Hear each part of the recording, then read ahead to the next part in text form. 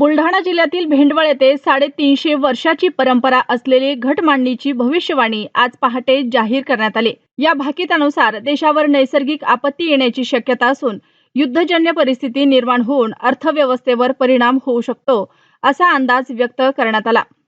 तसेच वर्षाच्या शेवटच्या 2 महिन्यात चांगला पाऊस होईल, मात्र अतिवृष्टीमुळे पिकांचे नुकसान होण्याची शक्यता वर्तवण्यात आली आहे। भेंडवळ येथे गेल्या 350 वर्षापासून अक्षय तृतीयेच्या पूर्वसंध्येला घटमांडणी केली जाते। शेतामध्ये खड्डा खोदून त्यात मातीचे मडके ठेवले जाते। त्या मडक्यात पाणी आणि काही पदार्थ ठेवले जातात। मडक्याच्या आजूबाजूला विविध प्रकारचे धान्य ठेवले जाते। दुसऱ्या दिवशी सूर्योदयापूर्वी या सर्व गोष्टींचे निरीक्षण करून त्यावरून वर्षभराचा अंदाज वर्तवला जातो। यावर्षी पिकाची परिस्थिती हे साधारण राहील, पण बऱ्याचशा ठिकाणी नासाडी होईल। कारण तिसरा आणि चौथ्या महिन्यात जो पाऊस जास्त दाखवला त्यामुळे नासाडी होईल। पहिल्या महिन्यात जो आहे तो सार्वत्रिक पेर होणार नाही, कमी अधिक पाऊस पडेल। दुसऱ्या महिन्यात मात्र पेर होईल, साधारण आहे तो, आणि अवकाळी पाऊस सुद्धा भरपूर आहे। त्यामुळे पीक परिस्थिती जी आहे ही साधारणतः राहील। त्याच्यात तुरीचं पीक, हरभऱ्याचं पीक, गव्हाचं पीक हे चांगले दाखवतात। कपाशीचं पीक पण चांगलं आहे। अजून जे दुसरे फारसे काही एवढं हे नाही, पुरी नसल्यामुळे थोडा जे महापूर होतील त्यामुळे नदीकाठच्या लोकांना महापुरामुळे असं पृथ्वीचं नुकसान होईल। देशाची आर्थिक परिस्थिती एकूण एवढी फारशी मजबूत राहणार नाही। संरक्षण ठीक राहील आपलं, पण तणावात राहील। जगामध्ये अनेक ठिकाणी युद्ध सुरू आहे, त्याचा परिणाम काही भारतावर होणार आहे? त्याचा परिणाम भारतावर फारसा होणार नाही। परिणाम जो होईल तो आर्थिक स्थितीवर होईल। युद्धाचा जो परिणाम आहे तो आर्थिक स्थितीवर, म्हणजे एकीकडे आर्थिक स्थिती देशाची ढासळलेली दाखवते, त्यामुळे जो जगातील युद्धाचा परिणाम आहे हा झाल्याशिवाय राहणार नाही। त्यांचं कसं आहे की त्यांचं कार्यच ते आहे, त्यांचं जे कार्य आहे ते त्यांचं ते कार्य करतात, आमचं जे कार्य आहे ते आम्ही करतो। त्यांनी कितीही छोटान म्हटलं तरी देशातील हा जो देश आहे संस्कृती प्रधान देश आहे, वैदिक संस्कृती प्रधान देश आहे। यामुळे कितीही त्यांनी केले तर वैदिक संस्कृती किंवा सनातन धर्म निश्चित कायम राहणार आहे। हा कुठेही संपवण्याचा प्रयत्न केला तरी संपणार नाही आहे। ठीक आहे, त्यांच्या मते नसला तरी आमच्या मते आहे। कसं आहे की आम्ही जे आहे कुठल्याही प्रकारची लुबाडणूक, कोणी सांगा की आम्ही 1 रुपया घेतला कोणाकडून, लुबाडणूक नाही होत नाही याच्यात। ज्या ठिकाणी लुबाडणूक होत नाही त्याच्यात त्यांनी तोंड खुपसण्यापेक्षा ज्या ठिकाणी लुबाडणूक होते, लोकांवर अत्याचार होतात, त्या ठिकाणी त्यांनी विशेष कार्य करावं असं आमचं मत आहे। अंधश्रद्धा असू शकते ना, आहे ना, अंधश्रद्धाही आहेत काही काही ठिकाणी। आमचं मत आहे अंधश्रद्धा आहे, आम्ही सुद्धा अंधश्रद्धेच्या विरोधात आहोत। आहेत अंधश्रद्धा बरेचसे आहेत, पण त्या ठिकाणी हे काहीच करत नाही। ते जे महाराज लोक आहेत, भोंदू लोक आहेत, ते लोकांना अंगात येते म्हणतात, काही मंत्र आहे म्हणतात, हे सर्व खोटं आहे। कुठल्याही प्रकारच्या मंत्रांना आमच्या शास्त्रात हे सांगितलं की मंत्रीची वैरी मरे तरी काय बांधावी कट्यारे, शुद्ध निषेध करेल आहे मंत्राचा सुद्धा। शेतकऱ्यांची फसवणूक होत नाही, कारण ज्यांची श्रद्धा असेल ते याच्याप्रमाणे पेरणी करतील, आणि ज्यांची श्रद्धा नसेल त्यांनी करू नये। आणि श्रद्धा ज्यांची आहे त्यांनी किती हे केलं तरी फसवणूक कोण्या शेतकऱ्यांना सांगा आम्हाला येऊन की बा आमची फसवणूक झाली तुमच्यामुळे। या परंपरेला वैज्ञानिक आधार नसला तरी अनेक शेतकरी या भाकितानुसार आपल्या शेतीचे नियोजन करतात।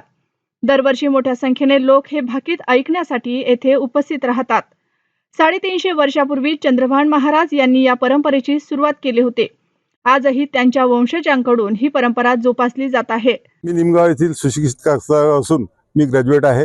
35 वर्षाचा माझा इथला अनुभव आहे। त्यानुसार मी इथल्या अनुभवावरून जे काही भाकीत वर्तवले जाते त्या दृष्टीने मी सोयाबीन, तूर या पिकाचा उत्पादक आहे, त्याचं मी नियोजन करत असतो। यावर्षीचा जो पावसाळा हा सुरुवातीच्या महिन्यात कमी सांगितला आहे, त्याच्यामुळे आमची जमीन भारी असल्यामुळे तिथे आम्ही जूनमध्ये पेरणीची घाई करणार नाही, पूर्ण ओल झाल्याशिवाय पेरणी करणार नाही। जुलैमध्ये सार्वत्रिक पाऊस सांगितल्यामुळे जुलैमध्ये आमच्याकडे पेरणी होण्याची शक्यता आहे।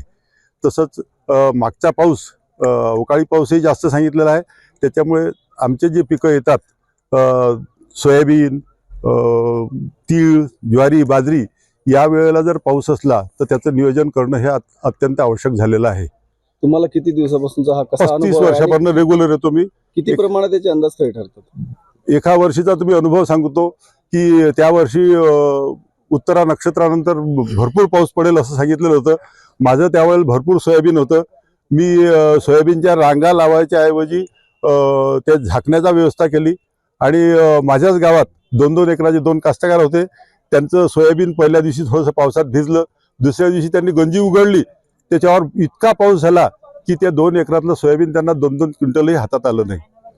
अंधश्रद्धा निर्मूलन समितीचे कार्यकर्ते असा दावा करतायत की याला कुठलाही वैज्ञानिक किंवा शास्त्रीय आधार नाही. शास्त्रीय आधार नसला तरी आपण कास्तकार एकमेकांशी चर्चा करतो की कुठलं पीक घ्यायचं बा, कसं फायदेशीर राहील, कोणते खतं द्यायचे, ही अशी आपण चर्चा करतो. तशातलाच एक इथला अनुभव घ्यायला इथं कुठला काही पैशाचा व्यवहार नाही, कुठलं काही नाही. ज्याची श्रद्धा असली त्याने त्याचा विचार घ्यावा, 4 वर्ष इथं अनुभव घ्यावा आणि ते जे भाकीत वर्तवलं जाते त्याचा आपल्या शेतीत वापर करून निश्चितच फायदा होईल प्रत्येकाला.